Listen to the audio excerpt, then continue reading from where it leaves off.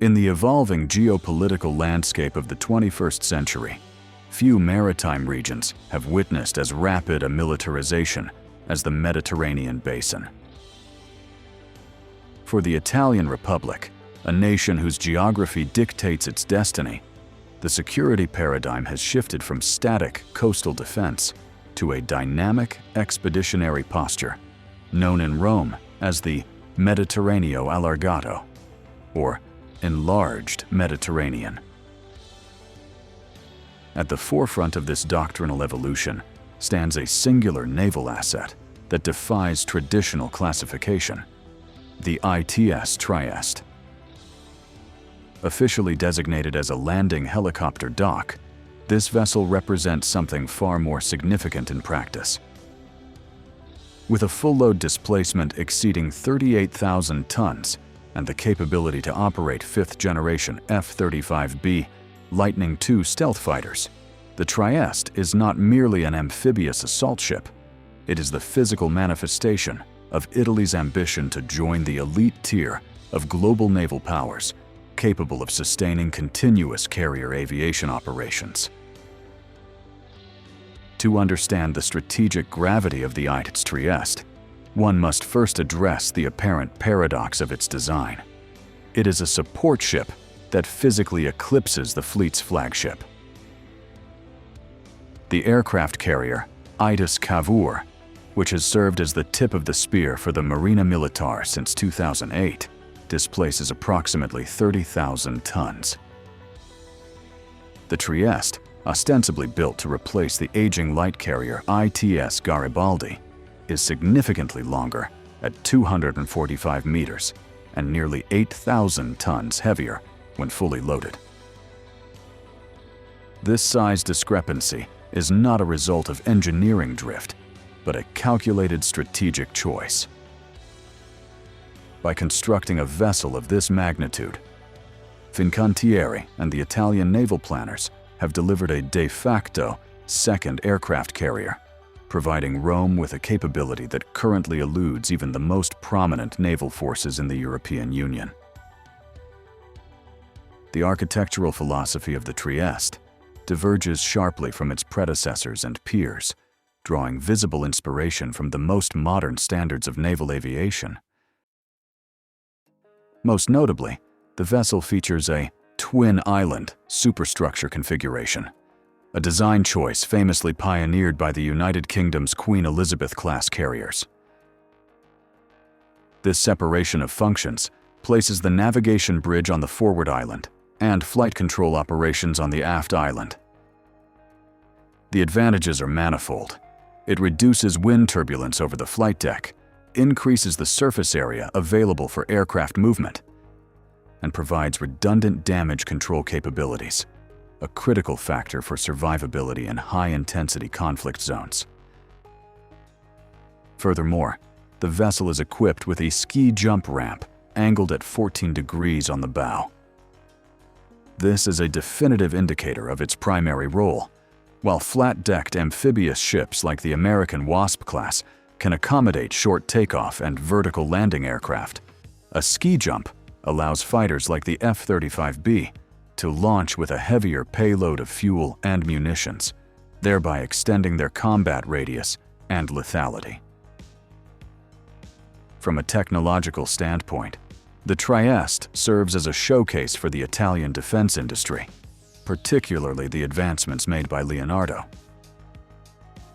The ship is fitted with a fully integrated combat system centered around the Kronos power shield, an L-band active electronically scanned array radar for long-range surveillance and ballistic missile tracking, and the Kronos Starfire, an X-band radar for surface and air target tracking. This sensor suite grants the Trieste an independent airspace management capability that rivals dedicated air defense destroyers. It ensures that the vessel can operate not just as a transport platform, but as a command and control node, capable of managing complex air wars in contested environments without relying heavily on external escorts. However, The true strategic value of the ITS Trieste lies in the operational continuity it provides.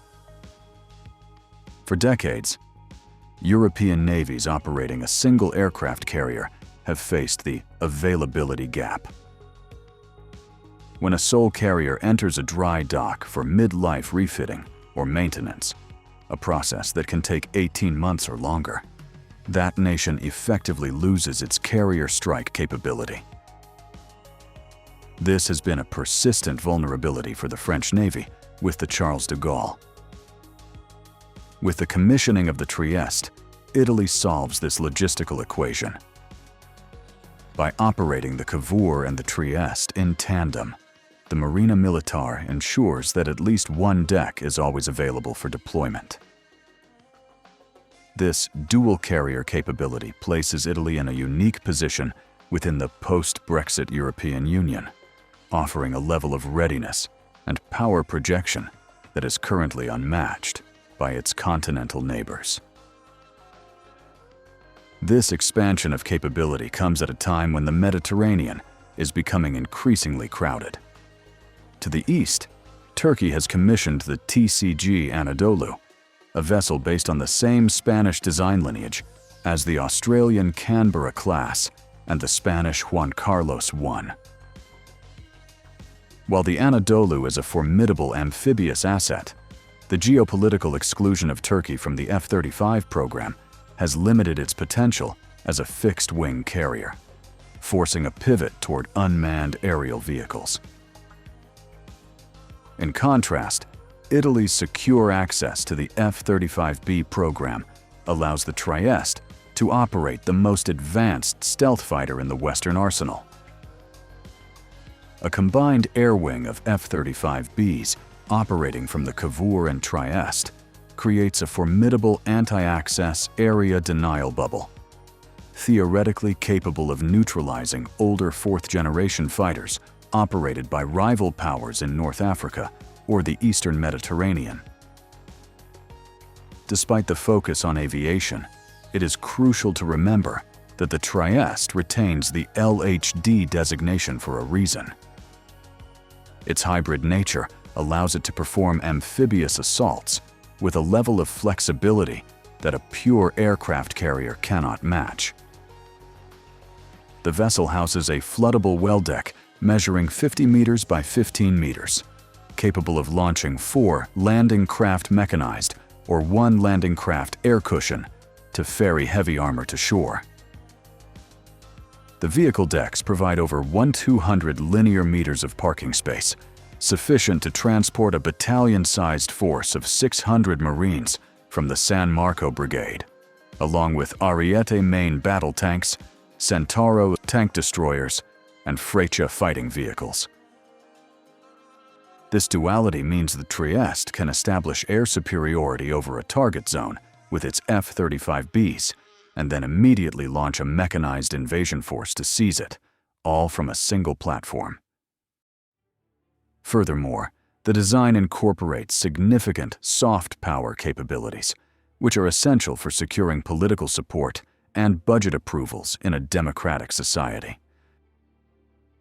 The ship contains a fully equipped hospital with operating theaters, radiology suites, and dentist offices, along with quarters for hundreds of civilians. This allows the Trieste to function as a massive floating relief base during humanitarian disasters, capable of providing electricity, fresh water, and medical care to coastal cities devastated by earthquakes or floods.